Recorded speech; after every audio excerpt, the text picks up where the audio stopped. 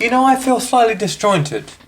I don't mean to alarm anyone in indicating that I might have had a joint of beef attached to my person at some point, however.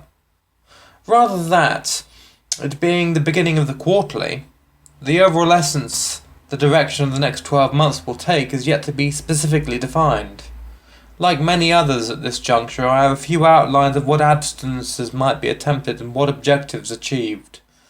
Conundrum persisting, however, it's all a trifle awkward this time of year.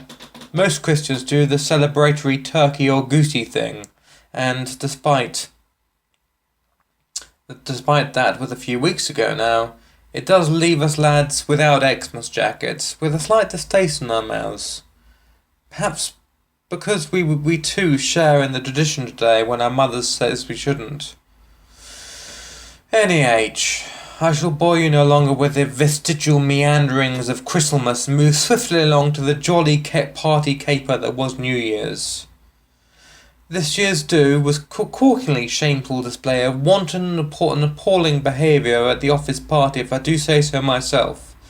Plus the bonus is that many a girl said that I managed not to drop any of my balloons in pulling it off. Until the ultimate hour, that is. It was an affair conducted at our offices in the Wharf. I love the Wharf. It's the most splendid location to bask in the glory that is our magnificent market. It's done wonders for the future of the country and provided hope for the downtrodden as they try to survive in the world today. I speak of those in our financial sector, of course. We don't get remuneration that is the equivalent to our worth, and being shunned by the ghastly proletariat all over the empire. It provides me with such a sorry reflection on an unappreciative world in our grand age. I digress from the point. Our office party was considered in this converted warehouse at that organic consumption. That's the marketing company I work for and have a share in, built specifically for the purpose. It stands on the edge of the South Bank, overlooking London Bridge. Took ages to get there. There really are no amenities and considerations for the usage of a Jaguar these days, are there? I mean, I'm still shocked that I was refused to get it classified as a disabled vehicle. I simply wanted the rights, as a disabled person, to get free parking like all the other scroungers. In the end, I was told by the powers that be that Jews being persecuted for thousands of years didn't count as a disability. I wonder sometimes what this world is coming to. Anyway, after receiving a ticket for speeding and accidentally running over a small dog, I arrived at the aforementioned P a trifle late, parked my car in the underground car park provided, and made my way to the reception lounge. No one had arrived at that point, and I endeavoured to make use of the time by boning up on some etiquette for these social gatherings. Because I rarely do these things outside of business lunch, that is, I am a little rusty on the expectations of others. As a result, some people have recently informed me that it might be a good idea to do something about this. I'm now on a course called Social Interaction and Making Friends. I must say it's hard work. Do you know that when people get a drink, they actually have to look upon each other as equals? Gave me a shock, I can tell you. Anyway, I was deeply engrossed in the pamphlet I'd been given, finding it a hard slog, and Susan walked in. Susan is in the counts. Lovely girl, ginger hair, legs as long as railway tracks and hips to die for. I tell you, she changes my signal every time I see her.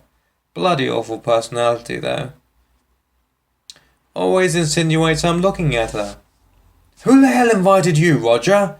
She stopped still as she approached the reception desk and looked at me piercingly with those sparkling green eyes. I was sent this through an internet circular. I was rather taken aback. I said to Dave we should have sent those individually. She sighed. Are we the only two here? I looked in the affirmative. Great, was her response. I can't say that this endeared me to the evening from that point, but What I can say is that it was a stonkingly good do. When we all finally got up to the top floor and were drinking a nicely plentiful amount of the right stuff, things did start to perk up for a short time. That's the good thing about New Year's. No matter what mood people are ultimately in, or where they are in the grand scheme of things, everyone puts all aside for an hour or two and unites as one. It's a wonderful thing. Great to take advantage of.